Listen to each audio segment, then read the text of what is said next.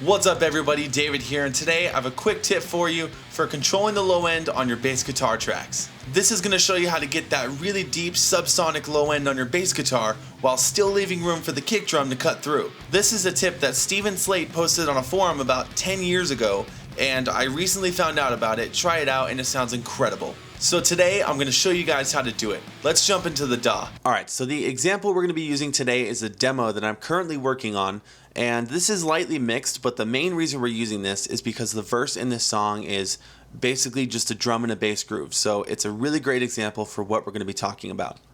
Now right off the bat, to get things started, here's what the song sounds like right now.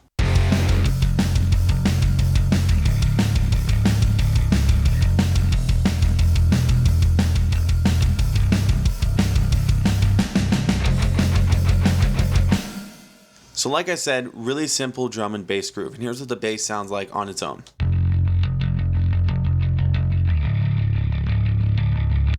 So that's what it is right now. So let's get started. We're gonna go ahead and first reach for an EQ. Now I have the Waves Q10 here. It's a 10 band, so I have plenty of room to add more stuff to what I already currently have EQ'd.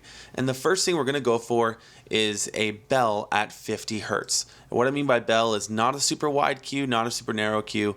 Just kind of do it so it looks like a bell. We're gonna go for about 6 dB of boost here. So we're gonna raise it to about 6 dB. And like what you see here, it's not too wide, it's not too narrow, it kind of just looks like a bell. So now let's check what that sounds like before and after that boost. So before and after. So you're really feeling that deep sub low end now. That's what we're looking for. Next thing we're going to do is go ahead and crank at about 1 to 2K. So we really want to get that kind of bass clinkiness into the signal. Now, I say 1 to 2K because every bass is different. So just sweep around and find what works for you.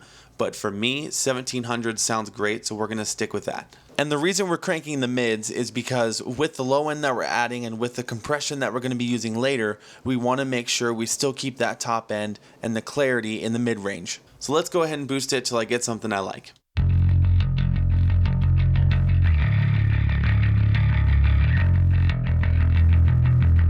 So that's a pretty heavy boost there, but I'm digging how it sounds and it'll come in handy later. So here's what it sounds like before that boost and after.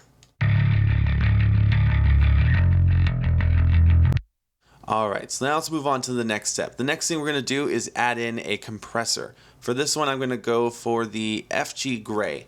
Now what we're going to do here is we want to set a high ratio and we want to get about 10 dB of compression here. We're going to slam that bass pretty hard into this compressor. So I'm going to go with a moderately fast attack and release, and we're going to do a 10-to-1 ratio just because, like I said, we're going to slam it here. So right now I'm just going to adjust that threshold till I get about 10 dB of compression.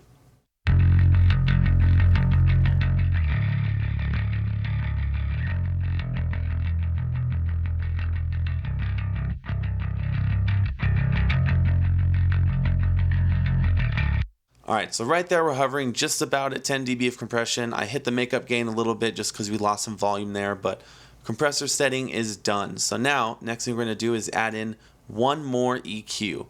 Now, for this one, we'll do a Q3. I don't need that many. So for this one, we're going to actually do a narrow cut at 80K.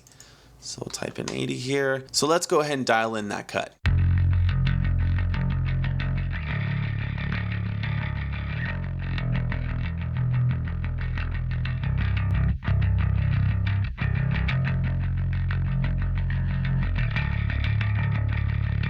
So what you're hearing in that 80 Hertz cut is that now the bass is breathing a little bit more, but it still has that low thump and that deep hum that we're looking for in the low end. And that's actually the last step to do this trick. So let's check out how it sounds in the mix.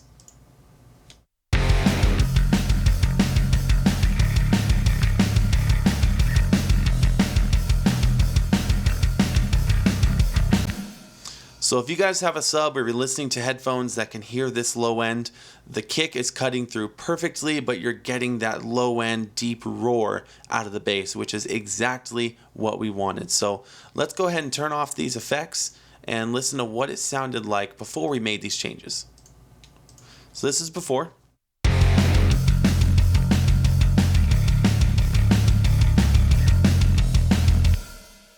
and this is after.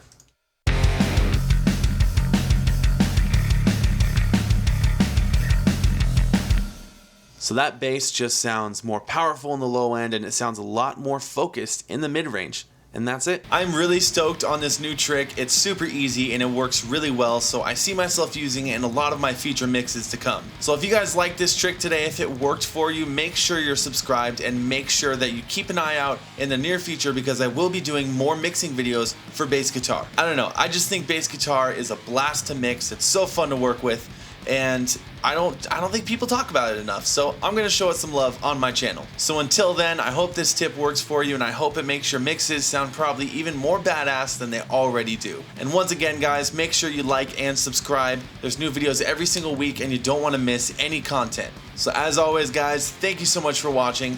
My name is David, and I'll see you next time.